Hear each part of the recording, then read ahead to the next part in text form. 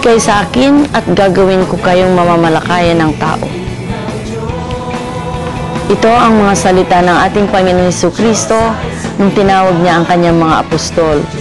Magandang araw po sa inyong mga kapatid. Ito po inyong lingkod, Sister Des Caredo ng Children of Light Catholic Charismatic Community sa isa na namang episode na nakaka-bless talaga kung saan lumalago po ang ating buhay Kristiyano.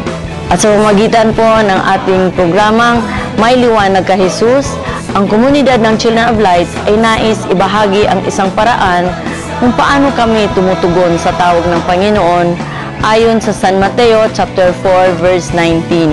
At isa rin siyang gabay, ito lalo na sa mga charismatic groups, nakakahikayat ng mga mananampalataya na magbalik loob sa Panginoon sa pamamagitan ng Christ on the Block.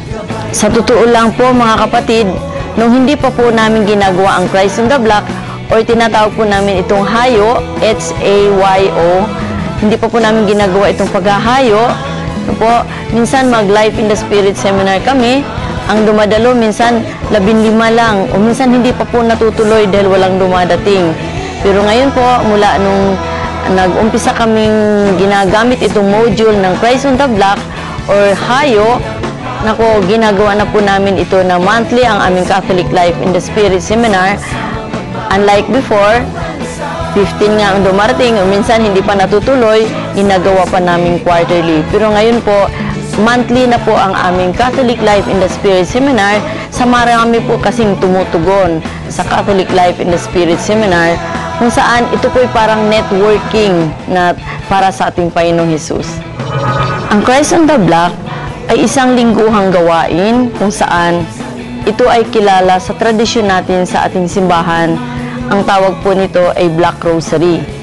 Ngunit, ang pagkakaiba lang nito ay ang pagsama ng pagbabahagi ng salita ng Diyos o yung daily readings sa pamamagitan nga po at sa tulong po ng Bible Guide, kung saan binibigay po ito ng ating mga inang simbahan or meron din po available sa aming community, yung daily Bible Guide.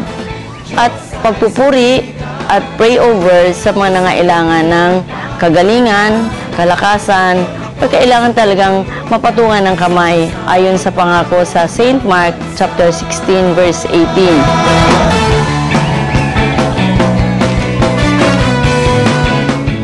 Sa katunayan, ito ang mga ilan sa mga nahayuan namin sa iba't ibang lugar.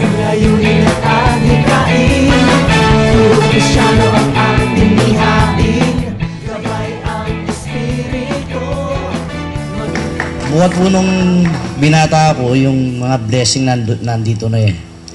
Ako po naniniwala kahit kulang man sa financial, basta ay Lord ka lang lalapit. Siyempre po yung asawa ko. Ang bigat po ng trabaho niya. Nagde-drive po siya ng 10-wheeler. May sakit po ng cancer sa atay. Binigyan po siya ng hostya. Ang dami ng hostya. Sabi niya, Ate Neri, pag sumasakit, pakainin mo ng isa, magdasal siya. Ngayon po, umabot na siya ng mag-8 months na po siya, buhay pa hanggang ngayon. Katatapos lang po nung kasal ko, habang buhay na blessing na po yung dumating sa akin. Lalong-lalo na po, nagkaroon po ako ng asawa na mabait at saka matapat. Namaga po yung so, pumunta po yung kapatid ko, sabi niya, ate, may dadaling kami sa bahay niyo. Yun nga po tapos po yung nangyari. Yung week na yon, unti-unti po siyang lumiliit. Mula nang dumating yung Mama Mary, yung kapatid ko nanganak. Bali, walang-wala sila, tapos 8 months lang yung baby. Tapos paglabas, normal pa. High blood yung sister ko, pero sa awa ng Panginoon at Mama Mary, nakasurvive silang dalawa. Tsaka nung time na babayaran, ang laki-laki ng babayaran nila, marami din yung tumulong kasi cesarean nga siya. Maraming tumulong, nakalabas sila na nabayaran nila 3,500 lang out of 24,000. For how many years walang umakyat dito sa amin? Yung anak ko na Bell's palsy, nagulat ako bigla lang. Ano pa lang siya, 23 years old. Tapos din nagka-check up kami. Sabi ng doktor doon, yung iba daw, 1 year. Sa awa ni Lord, akalain nyo, within 2 months, wala nga abot 2 months, bumalik. Kaya talaga naniwala ako sa milagro ng Diyos sa atin. Sinasabi ng iba na bawal na lumuhod sa mga revolto dahil kasalanan daw natin yan. Pero sa akin, sabi ko hindi naman yung kasalanan dahil pag lumuhod ka sa santo, parang kuha na naman sila pero yung totoong pinaniniwalaan mo nandoon sa itaas. Parang imahin lang naman sila niyan. Nang makatapos ako ng ilang linggo na nagro-rosary, minsan nubina sa kay Mama Mire, naramdaman ko yung umiinit yung katawan ko mula sa paa hanggang dito sa may tuhod, minsan dito sa mukha. Sabi ko, ano ba naman ito? Baka sobrang makasalanan ko na, baka masunog na ako nito. Parang natakot na ako. Sabi ko, kung masusunog ako, yung apoy hindi naman masyadong mainit, parang warm ba siya na ang ganda ng pakiramdam mo sa katawan. Parang ang gaan mo sa pakiramdam, parang lumulutang ka ba minsan kahit ang problema mo anong bigat, para pagkatapos mo magdasal parang ang gaan-gaan.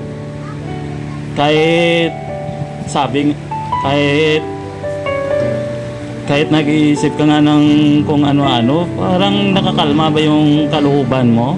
Kasi sa ngayon, wala akong trabaho, si Mrs. lang, naawa na nga ako sa kanya. Minsan nga, parang naiyak ako eh. Pasensya na kayo ha? Kasi tao lang naman tayo eh. Yung paminsan-minsan, yung akala mo yung ninyo, yung lalaki, hindi umiiyak. Relax lang. Pero alam ko naman eh, mindok try eh. Kasi pag sa mga ganitong samahan, malambot ang loob ko. Palagi pag nagdasal nga ako, minsan parang umiiyak ako eh. Pero hindi nyo natanong. Pero sa katotohanan at saka sa tama lang, ang tapang ko.